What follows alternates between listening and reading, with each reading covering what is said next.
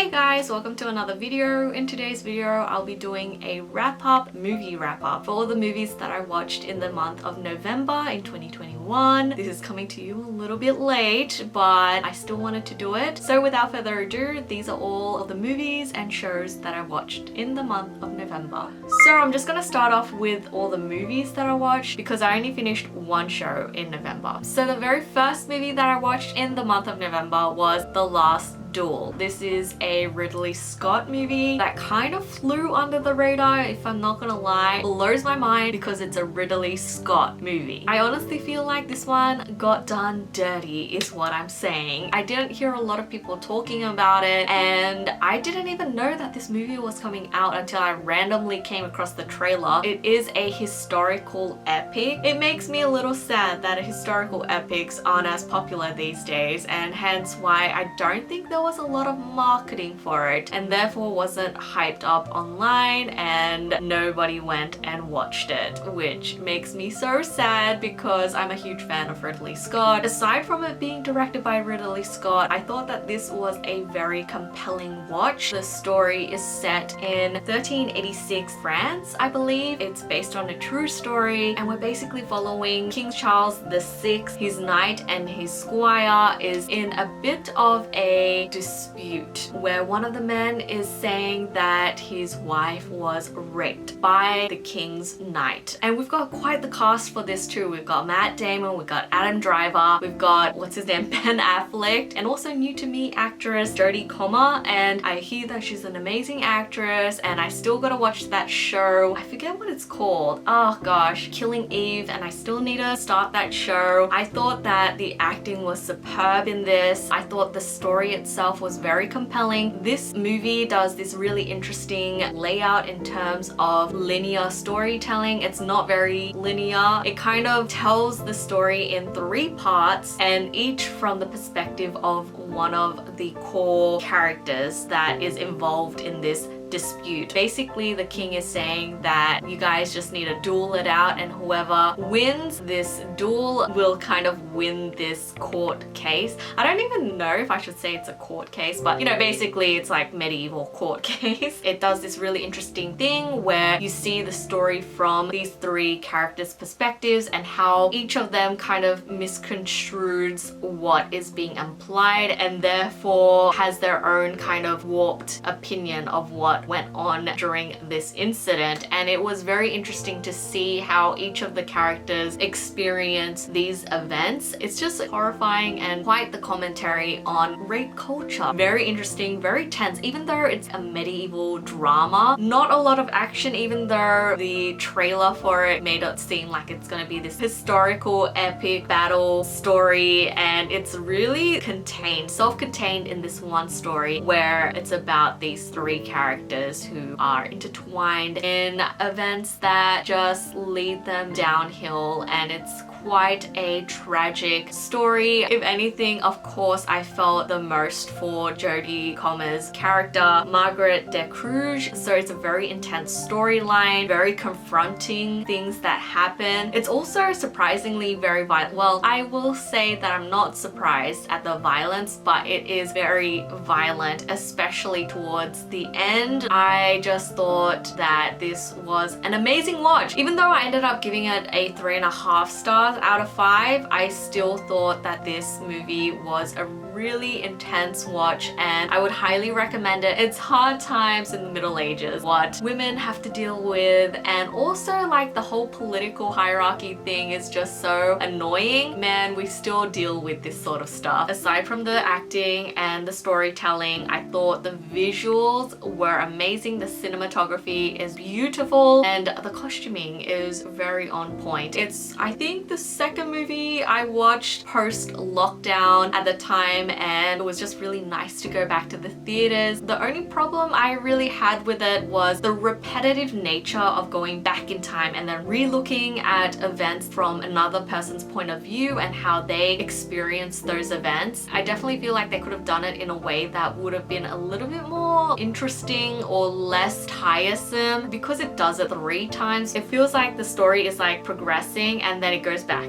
and then it progresses to that point and then it goes back the 3rd time, and then we progress more into the story and then it repeats that cycle. It gets quite tiring after a while, and this is a long movie. Well, it felt long. I think it's a long movie. You need to be concentrating in this movie and picking up all the little details, the little gestures or looks that people give that can be misinterpreted. So interesting, like that sort of element was so compelling to me, but I just thought that the repetitive nature kind of made me a little bit tired and kind of took me out of the story a little bit, hence why I reduced my star rating. But overall, I thought it was a really compelling watch. If you're in for something a little bit more drama focused, like I said, it's an intense watch and I really liked it. By far one of my favorite watches for the month, it is Petite Maman. I ended up going to the Sydney Film Festival. Petite Maman is the best wholesome sweet movie that you could ever watch. It just broke me, even though it's not so much of a sad movie, but I still cried so much because I was so touched and moved, and it was beautiful. And I'm not surprised at the beauty of the storytelling whatsoever because it is directed by Celine Sciamma. I'm not too sure if I'm saying her name correctly, but she's the director of Portrait of a Lady on Fire. That was a huge success in 2019, and I'm definitely intrigued of checking that movie out. I heard that it is a stunning movie and I am so excited for it because I loved Petite Maman. When you kind of look at the movie overall, it is a very simple story, but it has such emotional impact. It follows the story of 8-year-old Nellie who has recently lost her grandmother. So her and her mom end up going to her grandmother's place to just clear out the house and I assume prepare it for sale or whatever. And basically Nellie kind of explores her mother's childhood home, and then one day she ends up meeting another girl of similar age in the woods near the house, and they end up sparking a beautiful friendship. I don't want to say more, but I will say that there is something magical about this movie in particular. It's kind of got a little bit of a magical realism feel to it. It is utterly wholesome. Also, it's got a very small cast. It's a very tight and self-contained story, and it's just so beautiful, so touching and sweet watch. At the core, it's kind of about friendship and also familial love, and I just loved it so much. As much as I love the emotional connection between the characters and this beautiful friendship between Nellie and her strange friend that she meets in the woods, I also really loved the way it was filmed. The sound design in this movie was just so crisp and beautiful. Everything you hear very much enhances the experience you see visually, and it's just so cute, so sweet. There's like pockets of humor here and there that is just done in such a cute and sweet way. I just love this movie. It is so precious. I ended up giving it 4 stars out of 5. I honestly should have given it 5 stars out of 5 because I thought that this movie was perfect and wholesome and sweet,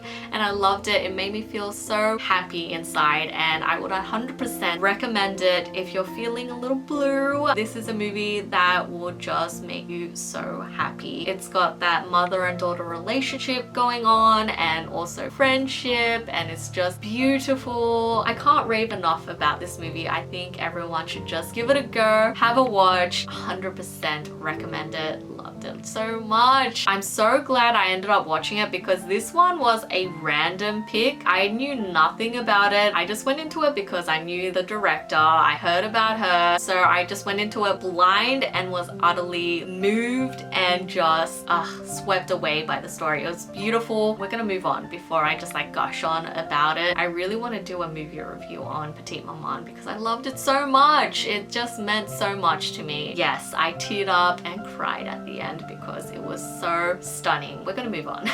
Okay, so the next movie that I watched was a bit of a strange one. It's called Possession, directed by Andrzej Zulawski. I'm not too sure if I'm saying that name correctly. This movie is an old one. It was released back in 1981. This is a strange one. Like, I have feelings. It makes me uncomfortable just thinking about this movie. I know I watched this with a friend and she really loved it. Not so much for me. I ended up giving it 3.5 stars out of 5. I thought overall, when I think about it, the acting in this is just so electrifying. I was just engaged the whole time. Actually, you know what? No. I will say the one person I recognized from the cast was Sam Neill because he's Australian. But I will say his acting is a bit strange. He's a bit odd in this, and I don't know if that was intentional to make it feel uncomfortable and awkward, but I just thought his acting was a bit ugh. But however, the main character, Isabel Adjani, she was just insanity. I was just so drawn in by her meltdowns that she experiences in this movie. It's just crazy. Really don't want to say much about the plot itself, but basically it's about this couple who has an estranged sort of relationship, and then one day the wife disappears and the husband suspects that the woman is having an affair and is trying to unravel whether this is true or not, and it just goes down this bizarre rabbit hole. It's just very, very disturbing. The things that occur is just very, it's crazy. It's crazy. I don't know how else to describe this movie, but all I'm gonna say is that the title is called Possession for a reason, and there are some practical effects that are just so disgusting. I very much appreciated the practical effects in this movie. It was just so gross. My reaction was the same when I watched The Thing. You know when you watch The Thing and you're just like so in awe of the disgusting nature of the practical effects, but also like, whoa, props to you. Possession is even more disgusting and yuck. There is bodily fluids, and that's just all I'm gonna say. Did I say too much? Maybe I did. Do I want to recommend this movie? Not really, because I definitely don't think this is for everyone. I mean, clearly, like, I was a little bit disturbed by it, and also I can't see myself recommending this movie to a lot of people, but if you're into the artsy-fartsy stuff and the strange and bizarre weird things, then go right ahead. It wasn't exactly for me. First of all, the acting is really good, and second of all, the practical effects I appreciated. Just the strangeness overall. I do like strange stories, and so I did like the twist and turns as the story unraveled, but at the same time I feel like it's a bit confusing. However, I think overall the strangeness of it all was the appeal of it. However, I wouldn't say that I love the movie. Even though it's the same star rating as The Last Duel, I definitely prefer The Last Duel over Possession. There are a lot of sequences in Possession that is just drawn out. It just puts you with the characters. The way the camera moves and all that. It's an experience. It's an experience that I don't want to experience ever again.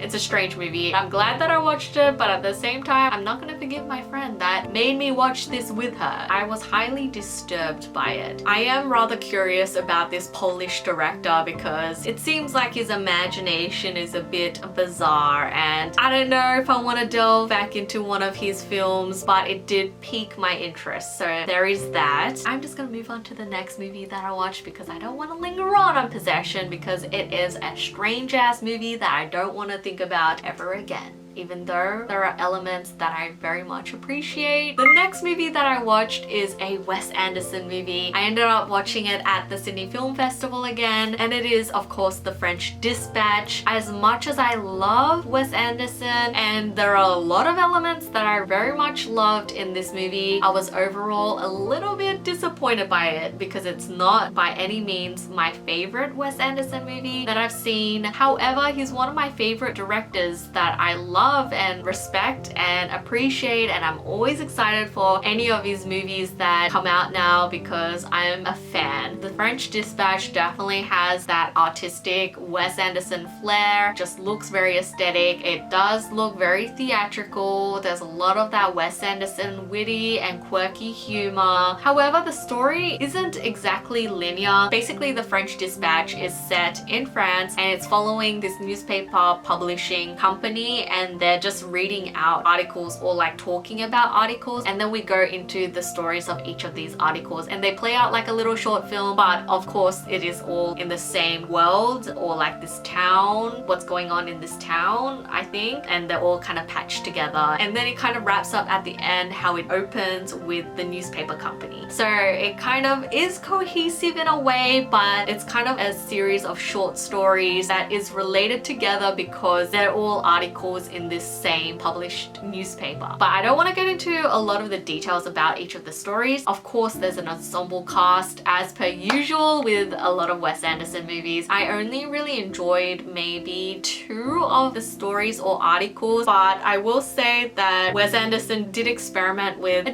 different sort of medium here and there. Some stories, the aspect ratio kind of reduced. One of the story was animated. It was a very experimental kind of film, but the one thing I got out of this movie is that I feel like the filmmakers really enjoyed their time and really got creative with their ideas. In that sense, I very much appreciated it. I felt the love and care that went into this movie. I just went along with the ride. However, I will say that, again, not my favorite. It was a little confusing, and because it was little short stories and we never revisited any of those characters again once their article was finished, I wasn't attached to a lot of the characters. It is getting a little bit dark. I kind of, you know, fixed up the ISO. Hopefully I won't have any more lighting issues. But yes, Wes Anderson, love the guy, love his works. He is a master in his own craft. I love the experimental nature of different mediums and storytelling. However, I wasn't as invested in the characters. Like I said, I wasn't like emotionally connecting with a lot of the characters because once their story was done, we moved on to the next story and never saw those characters again. So I thought overall it was a bit so-so, but of course the technicality of making this movie would have been so much effort, and I very much appreciate the craftsmanship of the filmmaking, and so I can't fault the movie for that. I just thought overall it wasn't my favorite. I ended up giving The French Dispatch 3.5 stars out of 5. Maybe I should give Possession 3 stars because I liked The French Dispatch a lot more than Possession. So I'm gonna go back on my words for Possession. I'm gonna change that to 3 stars out of 5 because I definitely liked it less than The Last Duel and The French Dispatch. So there we go. Wish I could love it more. Moving on to the next movie that I watched. I love this movie, but I know that the friend that I watched it with was like not impressed by it at all. Again, it is a strange movie. It is called Border. This movie was directed by Ali Abbasi. He's an Iranian/Swedish director. I don't often watch Swedish movies, but I think I should watch more because the Swedish movies that I have seen are one of my favorites. This one makes its way up to one of my favorites. It is strange though. Like there are some scenes that will kind of disturb you in ways that just make you very uncomfortable. But overall, I thought that this was a very tragic and beautiful movie. Aside from those few scenes that are very awkward and strange, glossed over those because overall I love the movie, but there are some very awkward and rather disturbing and gross scenes. I think awkward is the word for this movie because there's a lot of uncomfortable and awkward scenes. I digress. This movie was released back in 2018. It's a magical realism film set in the real world. It follows our main character Tina, who is a troll.